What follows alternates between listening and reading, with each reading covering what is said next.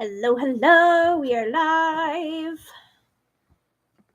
Let me get this kind of set up here and I'll tell you what we're doing. Hi guys! So excited to be here. My dogs are going to freak out. That's just what they do. Yeah. Okay. We are live. We're here. So, what I'm going to do today is this is going to be the podcast, right? So, our Code 187 podcast. Usually, I sit down with Drew. There's Gus. I tell him a true crime story. He reacts to it. But today, have you ever wondered what it's like to interact with someone as they're telling a true crime story on a podcast? Well, today is your chance. This is what we're doing. So I'm going to tell you the case of Ellen Greenburg. This case is wild. It is outrageous. It is, you don't know what the answer is. It is one of my favorite true crime cases in the fact that it needs justice now.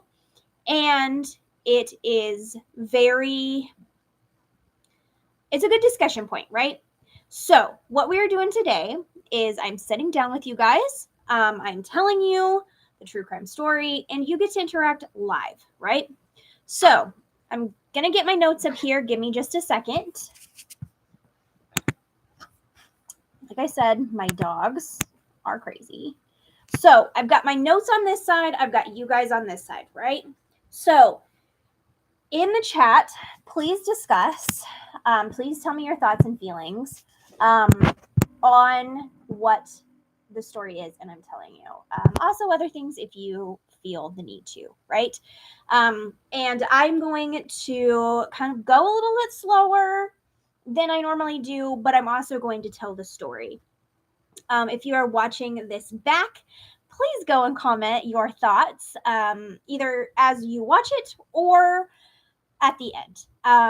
Right? So I always wanted to, I would be listening to a podcast in my car or at the gym, and I'm like screaming out, this is what I think, right? Well, now you get the chance to do that live. Tell me what you're thinking. Let's discuss. You are my other person in this podcast, right? So, the story of Ellen Greenburg. This case will have you wondering why. And that's my favorite type of case. Wondering what is happening, wondering why it's happening, how it happened, when, why, all of that. I combed through many resources. After the live, I will go back and put my resources in the description box below so that you can hear everything as I tell it. Okay, so I'm so glad that you're here. Let's talk about Ellen. So here is my little intro. There are very few cases that leave you feeling like you have no idea what happened. This is that case. The number one confusing, twisty, outrageous case. This is the case of Ellen Greenburg. Guys, I went down the rabbit hole with this case. I watched, I read, I consumed as much as I could. It took me weeks, honestly, but I have it. So buckle up and get ready for the case of Ellen Greenburg. Now, I don't know everything, so if you guys have any extra information, you think I got something wrong, you think you want to add, of course, drop it below in the chat. This is you and I, right? You're my co-host today. All right, so it's January 26, 2011, and there is a blizzard that just hit Philadelphia. According to News 10 Philadelphia, the city got sorry, my notes are messing up, got a total of between 15 and 17 inches of snow. The roads were horrible, and because of this, schools were canceling and everyone was returning home. So, 27-year-old Ellen Greenburg made her way home in the snow. She taught first grade at Juanita, which is about 25 minutes from her apartment in Manayunk, Philadelphia. She shared her apartment with her fiance, Samuel Goldberg. Ellen, who often goes by Ellie to her friends and family, was born June 23rd, 1983, in New York City. She is an only child, and her parents described her as being very girly growing up. She also was very athletic and loved sports. People close to her described her as a nurturing and gentle soul. I have to say, this is a great personality for teaching. So I taught, I still teach, and having a bubbly personality and being able to be positive on a day-to-day basis gets you super far. We all know, right? Her students loved her and still remember her kindness today. Ellen was in Philadelphia for her student teaching, and she got the job there, so she stayed. Eventually, she met Sam, her fiance, and they started dating. He was a producer for NYC. They were together 3 years when they decided to get engaged. The wedding was set for August 2011. They planned this big, fancy wedding, and Ellen was super excited for it, right? She was looking forward to the future.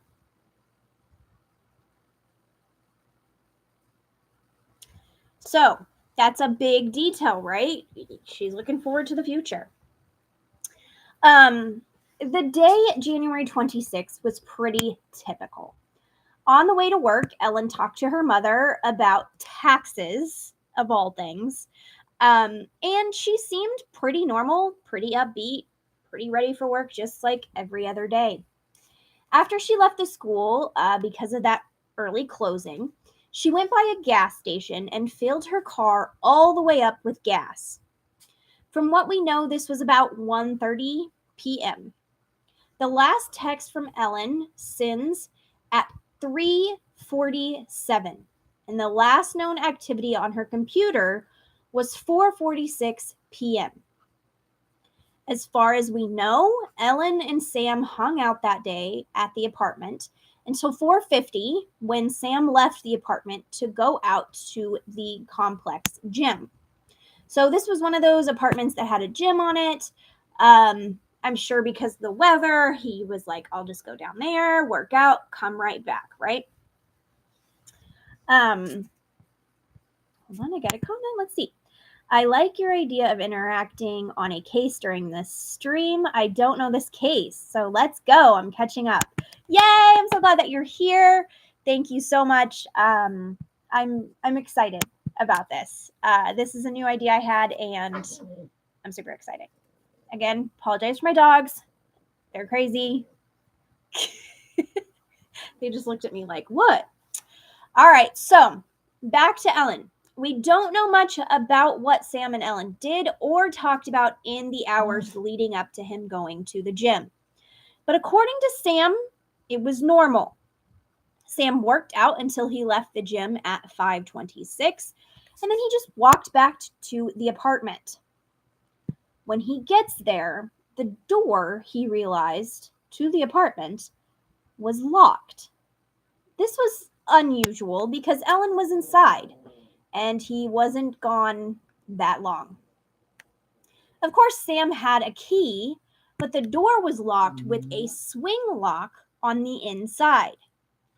So this is one of those locks that was like for extra protection at night. And basically what it was it was like a silver lock that swung into a hole that kind of made it to where it didn't open all the way. I will post pictures of the lock and Ellen and the whole thing on our Instagram page once this live is done so that you can see all of that. I can't add them into the live, but it's a very interesting picture to see because this lock was locked from the inside, like I said, which was very different because she knew her boyfriend just went out for a minute and he's going to be right back. So that's definitely a big thing. So Sam says this was super strange because they only use that lock at night. And so they didn't use it during the day anyway. So let's see, where am I at? Plus, Ellen knew he was out and he'll be right back. So he texts Ellen a few times, right? First he says, hello, what are you doing? Then it escalates, right? He's like, I'm getting pissed. What the hell? Why did you lock me out? Like, he starts very, hello, what's going on? And escalates to, why are you locking me out, right? These texts were completely unanswered, right? They go to no answer. So between being mad and probably furious, he goes to find a security guard to help him try to get into the apartment. The security guard was a 67-year-old man named Phil. The guard told him there wasn't much they could do to help him for security reasons, so Sam decided that he was going to basically break into the apartment. He's like, if you can't help me, I'm just going to break in, right? It's his apartment after all. So there are some conflicting reports here. Sam says that Phil was with him when he went in. Phil says he was just at the desk the whole time. So we really don't know if Phil was with him because there are conflicting reports. Either way, Sam kicked the door in. He was like, I'm getting into that apartment. And he was shocked by what he saw. So I'm going to pause here for just a second because we're going to get into what all happened. So a comment said I got 12 65-pound plus inside spoiled fur babies. So yeah. So I have a Pomchi and a, we believe, Corgi Beagle mix. And they like to alert me when anything happens. So that's what they're doing. So what do you think about Ellen so far? What do you think about all of this? Are there any alarm bells going off in your brain? Because there was definitely a few in mine, for sure.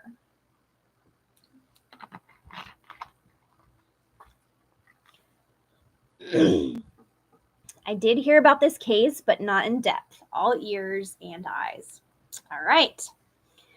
So let's continue because this is where it gets into some madness. So Sam had kicked down that door, right? He was shocked by what he saw. Ellen was in the kitchen, propped up against the cabinets. She slouched over, so she was kind of like slouched, with her head down and her feet in front of her. In the hand of Ellen was a pristine, clean, like very, very white towel. That is a very strange part of the case that doesn't get reported on a lot. And I was like, I want to know more about this. And there really wasn't a ton of information. But there's a clean towel in her hand. Before Sam called 911, he called his parents and then his uncle, who was an attorney there in Philadelphia. This wasted about 10 minutes to get help for Ellen. So keep that in mind. He then did call 911. The dispatcher said to start giving Ellen chest compressions. First, Sam replied with, "Do I have to?" Then he proceeded to do so. During this, he noticed that the knife was still lodged inside of Ellen's body. So they then told him to stop. When help arrived, they realized there was nothing they could do.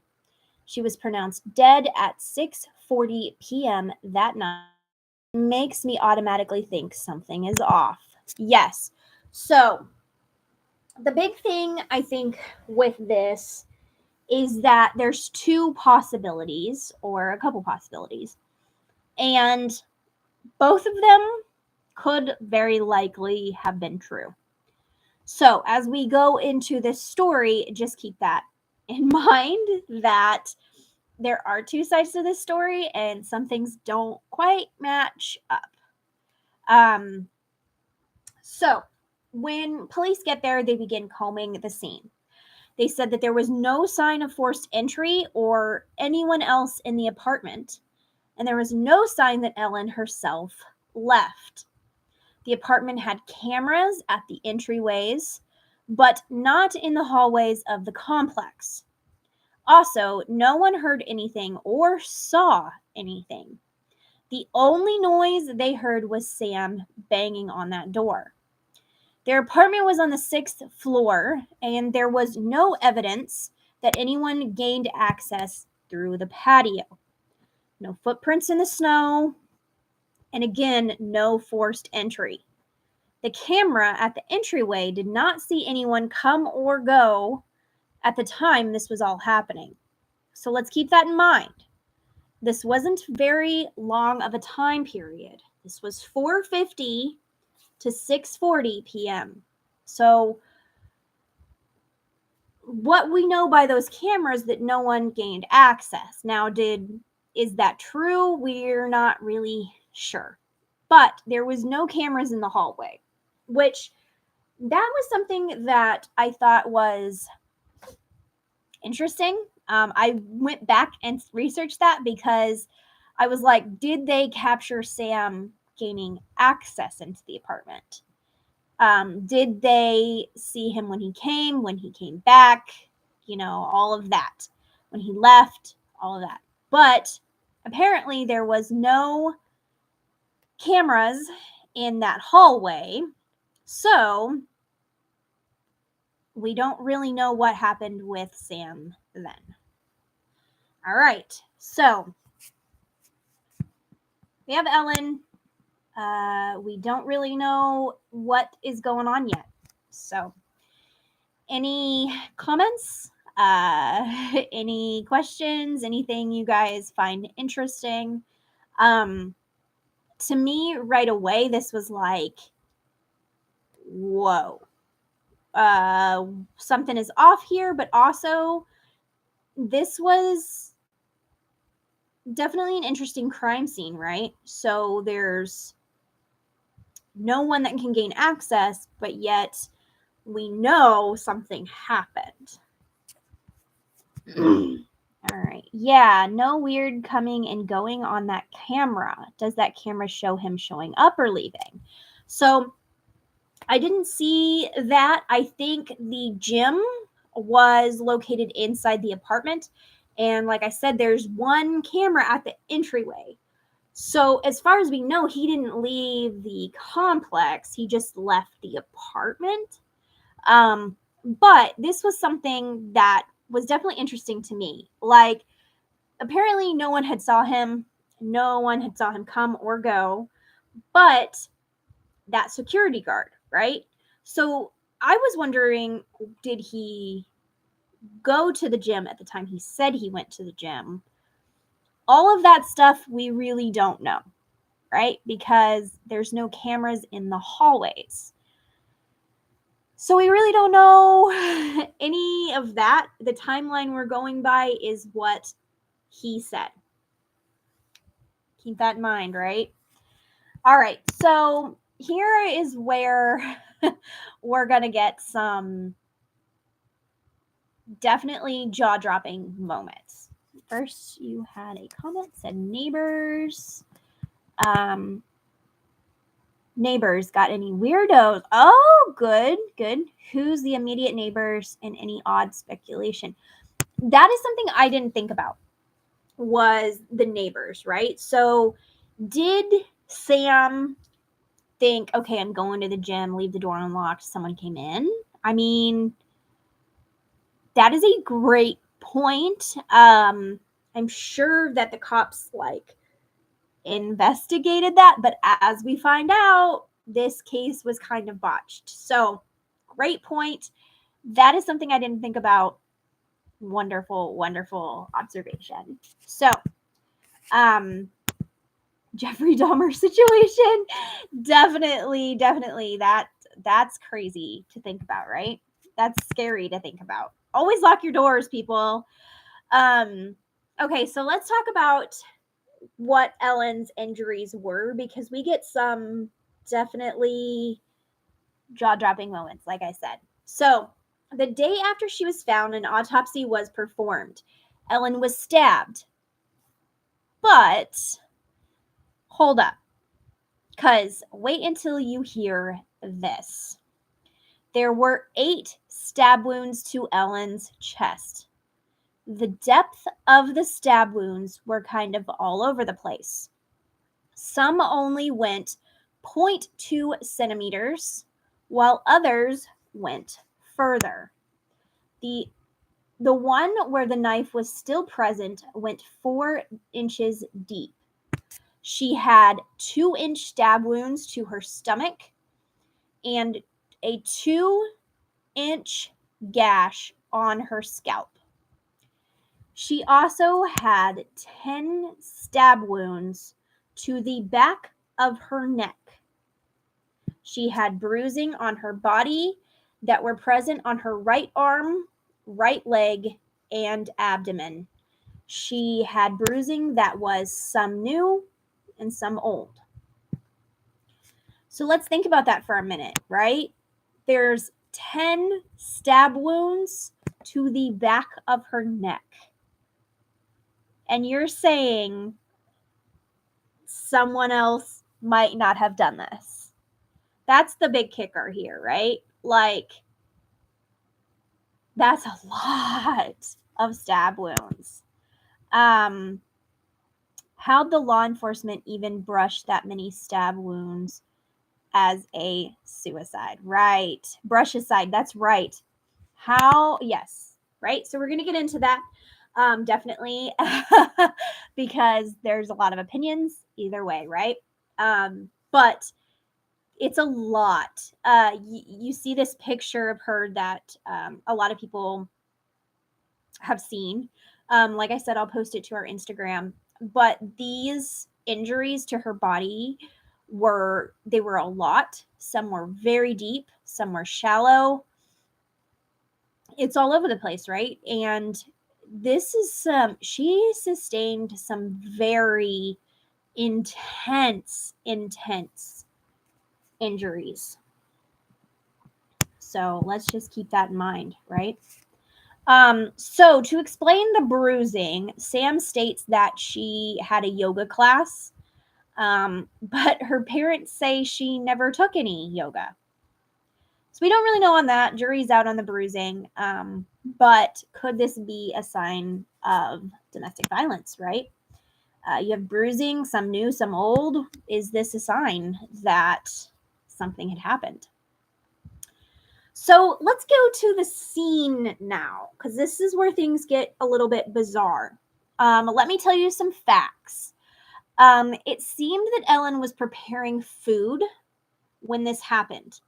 There was a strainer full of blueberries in the sink that were just washed, and she had some oranges that were just kind of out on the counter. So it seemed like she was making food. There were also 2 clean knives in the sink. When it comes to Ellen's body, here's where things get a little strange. There are no defensive wounds at all, right? And defensive wounds, we're talking if someone comes at you with a knife, you're automatically gonna So that would be slices to the hands, arms, you're protecting your face and body, right? There was none of that. There was no blood from the outside. There was no blood on the outside of the kitchen at all. So all the blood was contained to the kitchen. There was a lack of blood, they believe, but no luminol testing was done on the apartment at all. So we don't know if there was blood and someone cleaned up, or there was a lack of blood, or where this blood went, what happened, right?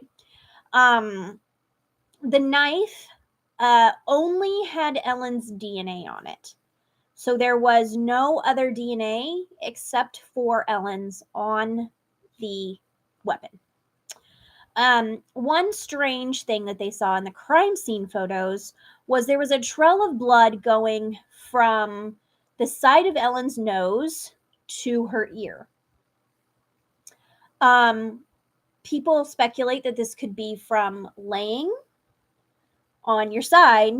If blood comes out your nose, it's going to trail down to your ear. I wonder if maybe her head didn't slump, right? Because like after you die, you're kind of like, maybe this happened then, but we really don't know, right? That's a huge thing. And really there was no explanation for that given. So, but remember, Ellen was setting upward, so she wasn't lying. So is this something that could be? We don't know. Could she have been moved? They also pointed out that there was blood on Ellen's Ugg boots. So they believe that she was standing when she was attacked.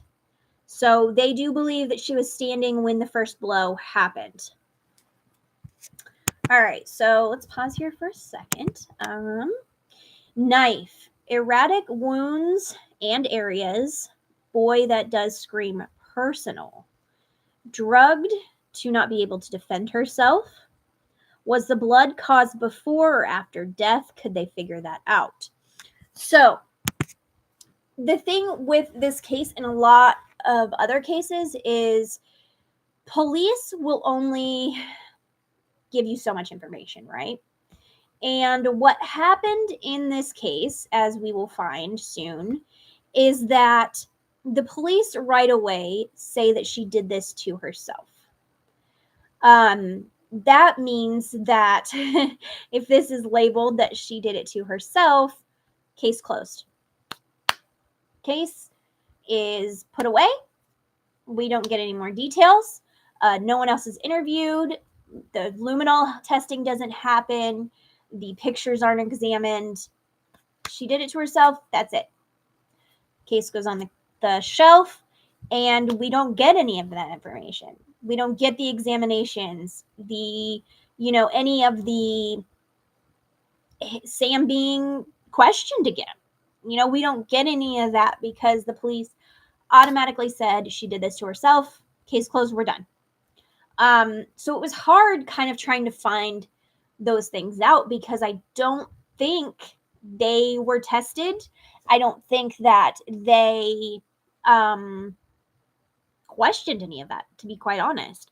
I think the questions that you and I have don't get answered because they dropped the ball on this. They didn't investigate it because they labeled it so early. Let's see what else we have here. Who'd his uncle call to cover it up? That's a quick decision. Very much so. So there's a lot there that happens. The fact that he called someone else before he called 911 and that person happened to be a lawyer definitely raises some red flags, right? We're like, come on. First of all, you waited to get help, which I don't think it would have saved her. But at the same time, like, if you love this person, this is your fiance, this is your person, right? Why would you call anyone else before getting her help. It just seems so horrible. Shows guilt. Absolutely. It definitely shows some guilt. And the fact that Sam was not interviewed, questioned, looked at as anything as a suspect at all, definitely raises a lot of red flags to me. Like, we see this, like with the Murdaughs, especially, like being in the news and stuff.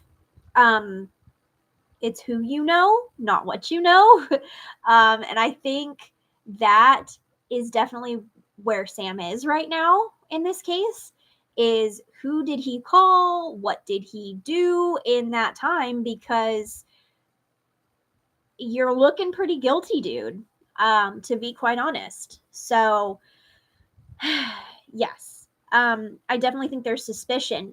But at the same time as all of this is happening, we have to remember that there's two sides, right? And the other side, the fact that maybe she did do this to herself, there are some points that support that. And we are definitely going to get there. So just keep an open mind on it. But like I said, he's looking real, real guilty right now. So let's keep going, right? Let's see what you said first here.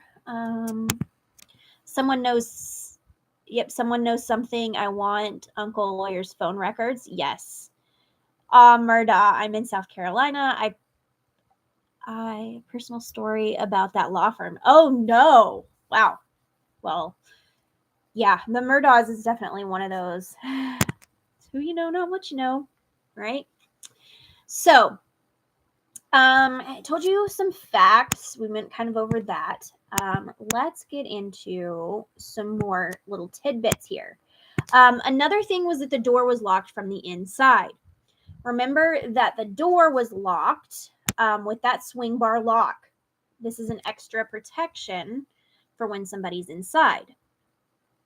Well, you start looking into this a little bit, and there are ways that lock can be done locked from the outside, right? People, what they found was a big part of this case was that swing lock, right? It is locked. There's no way anybody else could do it. It was done from the inside. Well, people started quickly doing just a YouTube search on that swing lock.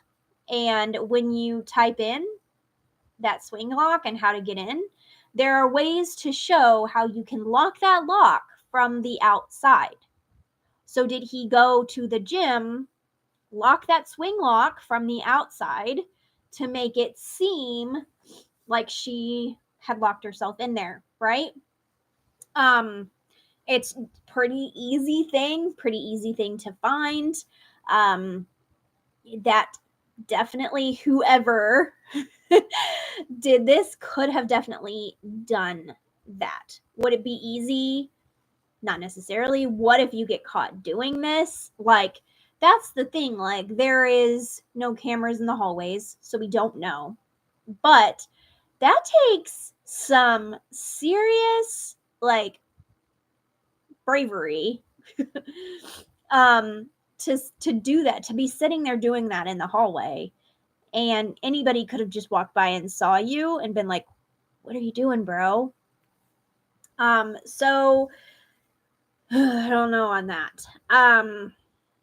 Also, it recently came out that the door was not really like knocked down. Remember, like, he said he went to the gym, came back, couldn't get inside, so he's like, I'm gonna break in, right? Well, it came out, and there's pictures of this too, that the door wasn't really kicked in. There was a missing screw and a little bit of wood damage around the lock, but that screw was never found, which is weird. And that isn't really like I kicked down the door, right? If you're breaking in because you're worried about your girlfriend, like, so I don't know. It's very suspicious, right? We're getting some suspicious stuff with this Sam here. Let's see. Got another comment. Probably a paperclip. What's his baseline character? Right. So, other than being from a prominent family, Sam, was that reporter at NBC or whatever. He worked for NBC. Sam kind of doesn't get interviewed a lot, right? We don't really know his opinions, but he's not too helpful to the family after the fact, which that is definitely a character thing, right? Like that's the thing that I think about, right? At night is the person that you love, that you say that you want to be with for the rest of your life, dies. You're not saddened. You're not helping that family. Like those things, those are what raises alarm bells for me, for sure. So the stab wounds are also through the clothes. This is very odd. I looked a lot into when people harm themselves. And that's not typical, right? Like if you're thinking I'm going to harm myself, you're going to pull up your clothes. You're going to pull up and stab. You're not going to go through the clothes. That's a detour, right? That's you're not going to get the result that you want. So it's not a typical thing for someone to do. This is very, like, that's definitely a thing in this case. They think that there are smaller, like superficial is what they call them, cuts.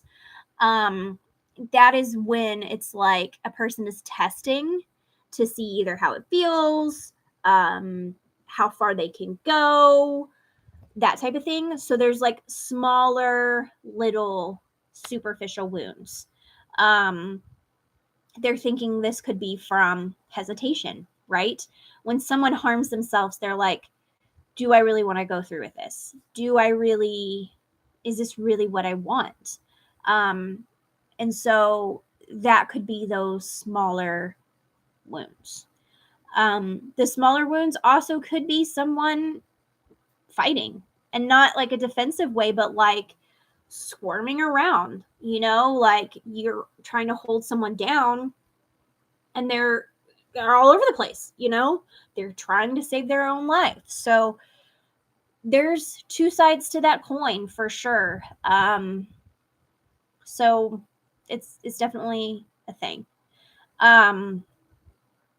A weird fact in this case is that experts believe that there are two different types of knives that were used in this case: a serrated knife and a smooth knife. But there was only one knife found at the scene to have blood on it, all of that. So I say this later in my work, so I'm sorry if I repeat myself, but the thing with this case is you have experts saying two different things. So you have the medical examiner who first did the autopsy saying different things than the person who the family hired to, do another autopsy. You have experts in the field who have been doing this for a long time who disagree on this case. You have facts that are very different in this case. There's back and forth. And so something that one person says, another person thinks is not true. And that's why this case is such a hard one to solve, is there is not facts, really. There's not a lot of facts. There's opinion. So the two different knives are definitely one that's what's going on here? Like, if there are two separate wounds that are two separate knives, then someone else has that other knife. Case closed, someone else did it, right? I mean, that's a no-brainer. If there was one type of knife, maybe she did it to herself. Like, it's a very wishy-washy case, and that's what makes it so interesting, but also so hard. So after all that, what side are you on, right? Because there's so much more with this case. Like, we are not even halfway through, right? But what side are you on right now? Are you that she did this to herself, or are you that someone else did it? And who was that person?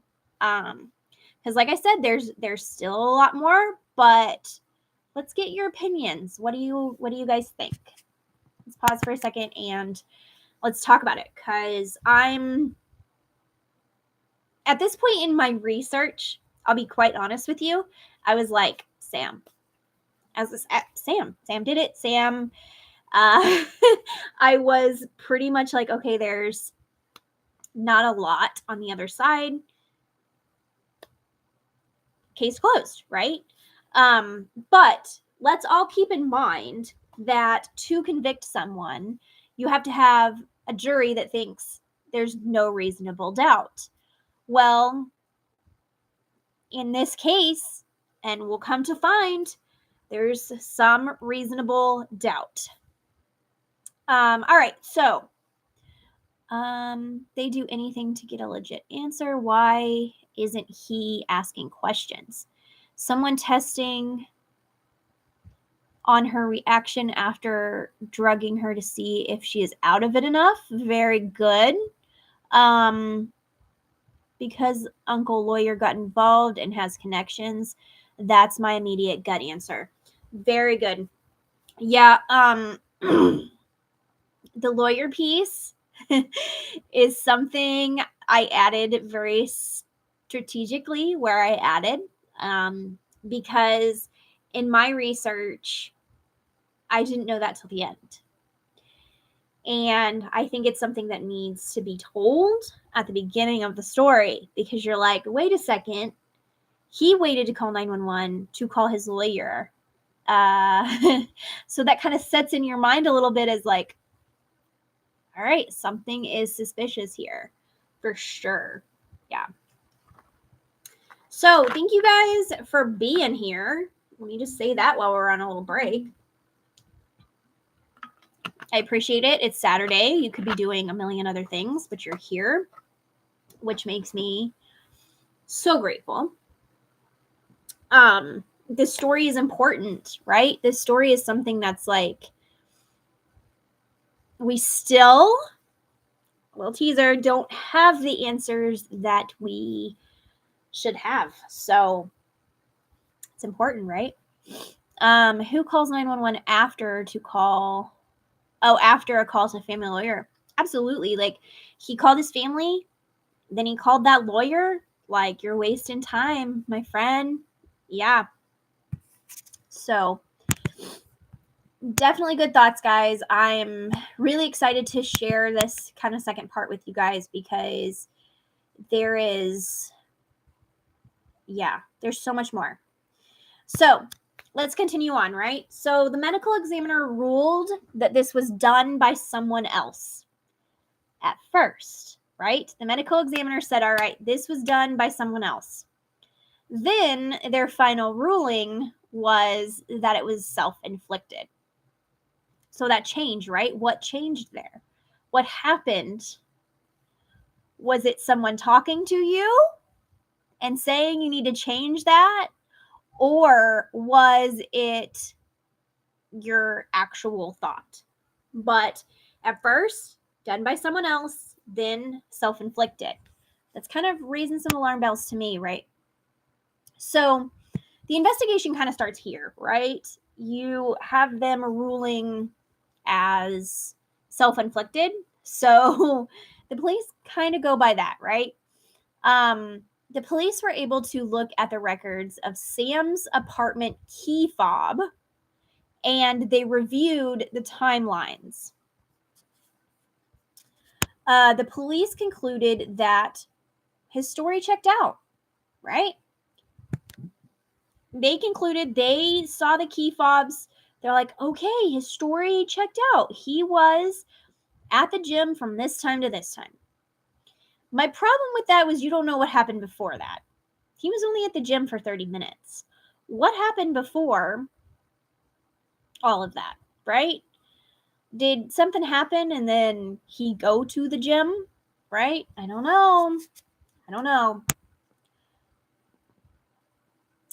They looked more into Ellen, and it turns out there was a big change in Ellen's life recently.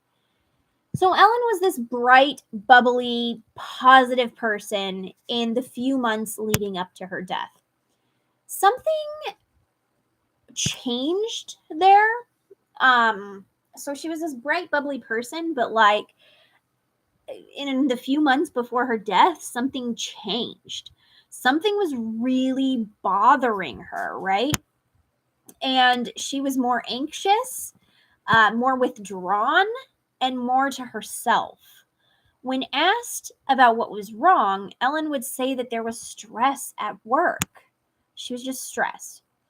But after interviewing her fellow teachers, Ellen didn't seem to have been overwhelmed at school at all. Most say that she loved her job. Ellen even went to the links to say that she wanted to quit her job and move back in with her parents. This is something her parents were not really wanting her to do. They wanted her to stick it out. So there's a few things with this, right? First of all, we don't really know what's going on in someone's brain, right? They could, from the outside, seem like they love their job, and maybe they do genuinely, but they also, there's a chance that it could be they're stressed, right? They're stressed. They don't really want to do this anymore. They could be great at what they do, but it's not what they want to do. We don't really know. But she did tell everyone around her she wanted to go through with the wedding, but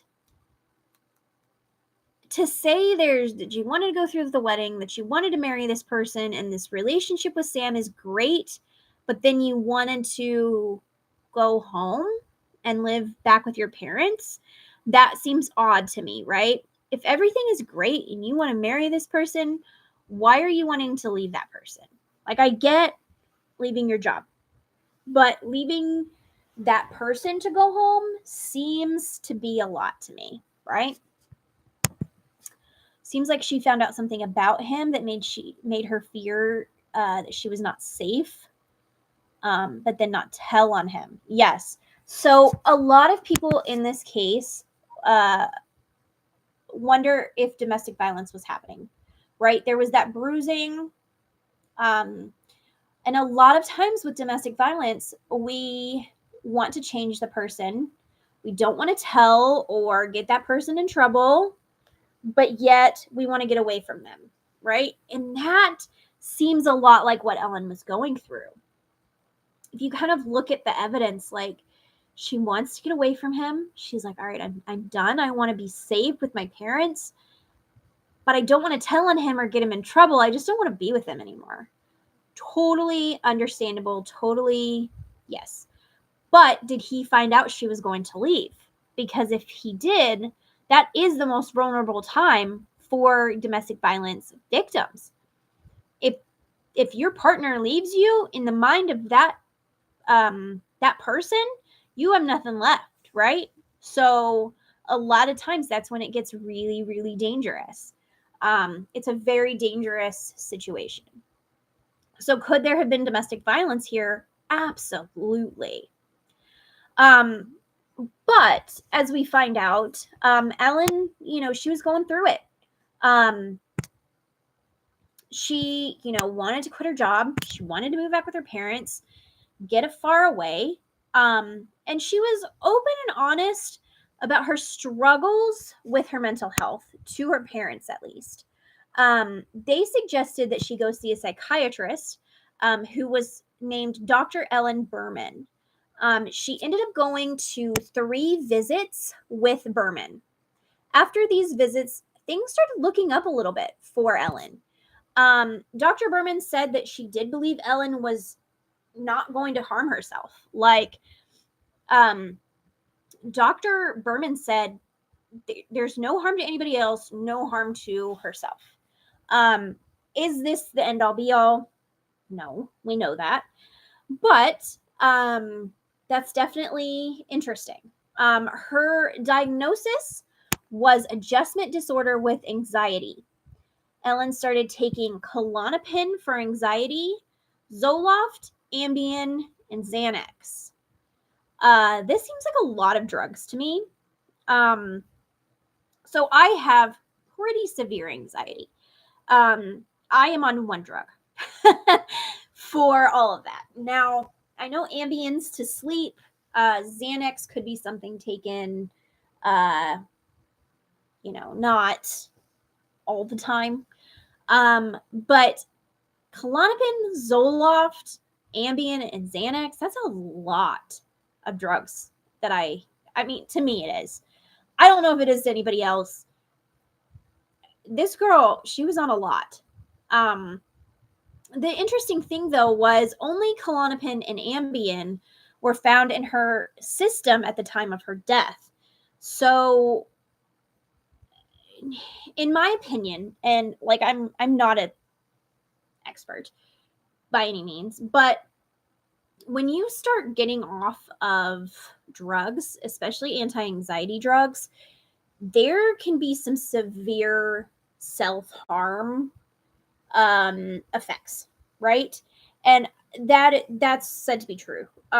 There's a lot of dangers with going on and off drugs. And the fact that she had 2 drugs in her system at the time and not all of them, maybe she was going on and off, not taking or taking. To me, what it kind of seems like is when I take too much stuff, I'm not myself. I am out of it. I am zombied. I'm just not where I want to be. Maybe that happened to her, Maybe she was feeling zombied out and was like, I'm going to taper off or not take so many drugs. And then the side effects of that was self-harm, we don't know. There was mental health issues, though, and I think that's really important to point out, because you never know when someone is going to take their own life. It's an important, scary issue. Okay, so you said, seems like she found out something about him. Okay, we'll talk about that. Or she found out a secret of his, like his Google searches, maybe. She was drugged. Same here. Lots of anxiety. No way I'd take all of that. Those 2 are the most knock you out meds. True, but like that. Yeah. So that's where I think it just goes so back and forth, right? Like, could there have been domestic violence? This went too far and he did something. Yes. Could this be a girl on the brink of like a very bad self crisis? Yes. I think both of those things could be what happened. It's just hard because we don't really truly know. So we never know what someone else is thinking. That's definitely true. If you or anyone else needs help, I will drop a link in the description box below on how to get help for domestic violence and for self-harm. Just putting that out there. I love you. Don't go anywhere, please. Please, please, please. So, hurting yourself or harming yourself is a very weird topic. There has been some strange ways that people do this, right? We know that. But this one is just very awkward. Okay? Stabbing yourself to the back of the head and the neck is a very awkward and violent way to go. And it's a lot of stab wounds, right? It's a lot. It's very erratic, very quick, and very strange. If she did this self-inflicted, this is torture. Like, she's torturing herself over and over and over again. It's very graphic and very tragic. And it's almost to the point where it's unbelievable. She has many smaller superficial wounds. Like we said, that could be hesitation marks. But this is just a very odd way, right? Like, just a very strange way to do that. But what we find is all of the stab wounds and cuts are not really the final blow, right? The final stab wound to the chest is what ultimately killed her. That is where the knife was still lodged. Here is the kicker. So, any one of the stab wounds to the back of the neck could have hit her spinal cord. If it did that in a certain way, she should not have been able to do the final stab to the chest. Okay? So let me repeat that because that might have been a little bit confusing. So let's say that she did this herself and she was stabbing to the back of the neck. If she had hit her spinal cord in a certain way, she would not have been able to do the final blow. She could not have been able to do this to herself. And that's where the jury's out here, right? We don't know if that spinal cord injury happened. So let's break that down, right? If she did that and it hit the spinal cord, she could have been paralyzed, which means someone else did that, someone else was stabbing her. If she was paralyzed, she could not have done it to herself. But there are experts that believe maybe she hit the spinal cord in a way where her body was numb, but she was still able to stab. So if she hit her spinal cord, went numb, couldn't feel the pain, but could still do that, she could have done it to herself. If she was paralyzed completely, she's not doing this movement, right? And she could not have done it to herself. That is like the biggest thing, is that there should be a right or wrong answer, right? There should be either she was paralyzed or she wasn't. But different experts are saying different things. One expert is saying she was paralyzed, couldn't have done it herself. One expert was saying she was numb, so she couldn't feel the pain, so she could have done it herself. What is the truth? What really happened here? We don't know.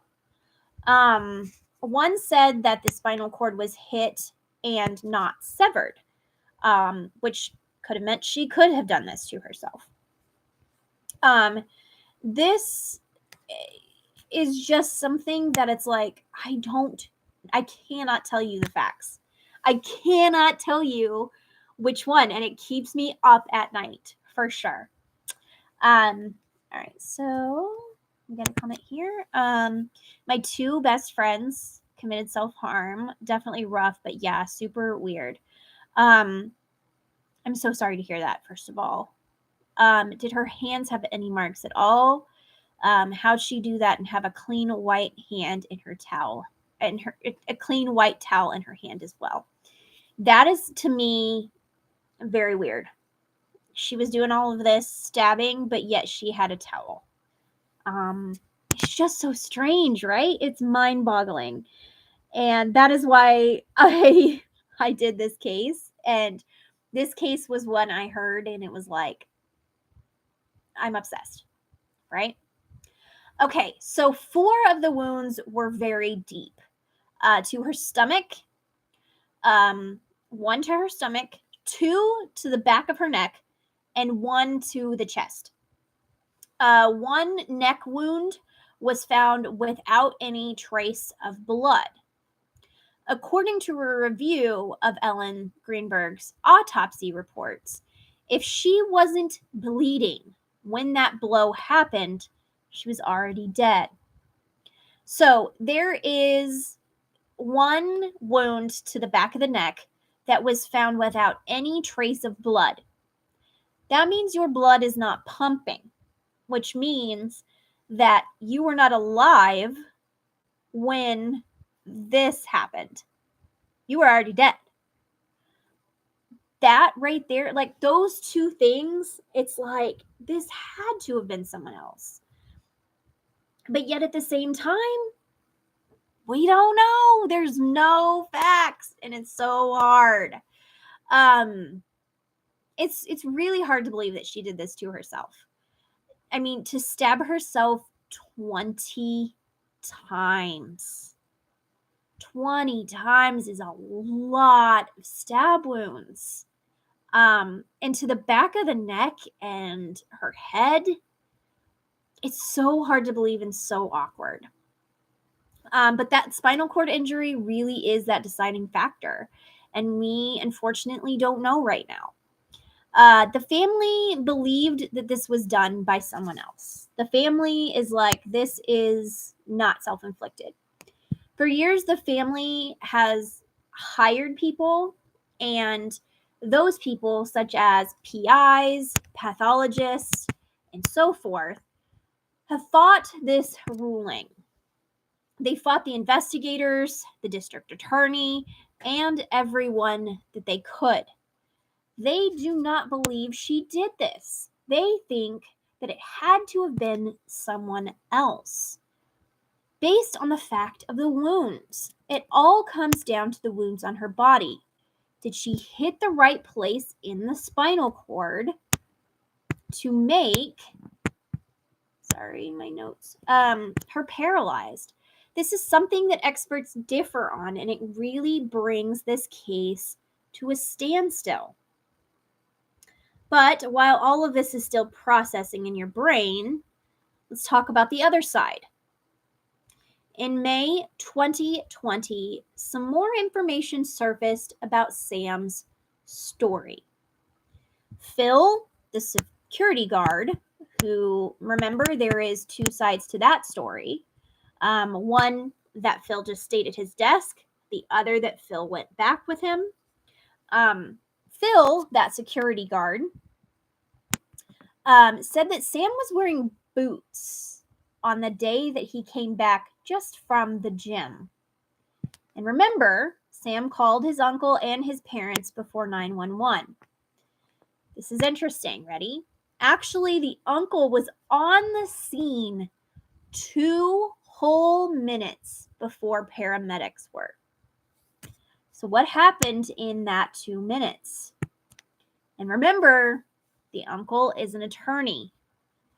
The uncle attorney also went into the apartment after the incident and collected personal items like Ellen's laptop and phone before police got to it.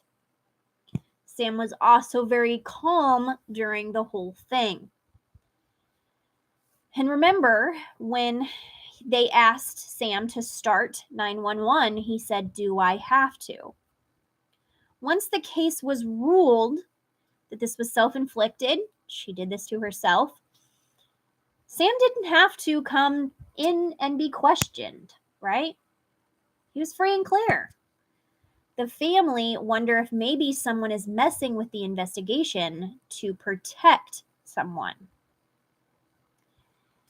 So, the family has appealed this numerous times to get the ruling changed so that it is not self-inflicted, right? They want this to be that someone else did it so that they can have more of a thorough investigation happen. But just this year, it was denied. This case still stands as self-inflicted. So that is where we are with the case. If this seems erratic and back and forth, that is because that is this case. From beginning to end, it is frenzied. It is crazy. It is up and down. And unfortunately, at the end of the day, we really don't know. So I'm asking you, what is your opinions on this case? Where do you stand? Do you think that Sam did something and there's a huge cover-up? Do you believe that Ellen was in a hard time in her life and maybe, just maybe, she thought this was the only way out? What are your opinions? AKA evidence tampering, Uncle Lawyer. Very good. I'd say, yep. The fact that the LE is denying, I smell a cover-up. Absolutely. So my last thoughts on this, for one, domestic violence, and also having self-inflicted things, please reach out for help on both things. Like I said, I will drop the links below. It's very important to me that information is shared. So I will do that. If you would like to know more about Ellen's case, the family wants support. If you are definitely on that side. So there is a Facebook page. It's Justice for Ellen. There's also a change.org petition that you can sign that basically says you want them to reopen the case. So you guys did really good, but I just want to remind everyone that parents do go through comments on YouTube videos. Please be kind, and that's all I'm saying. Just let's keep it kind in the comments. But if you would like to support Ellen, there is numerous ways you can do so, and I will drop those in the description. So this case, I don't know where I'm at with it, to be completely honest. I go back and forth after all the research I've done, after listening to interviews of the parents, after seeing all that I saw about Sam.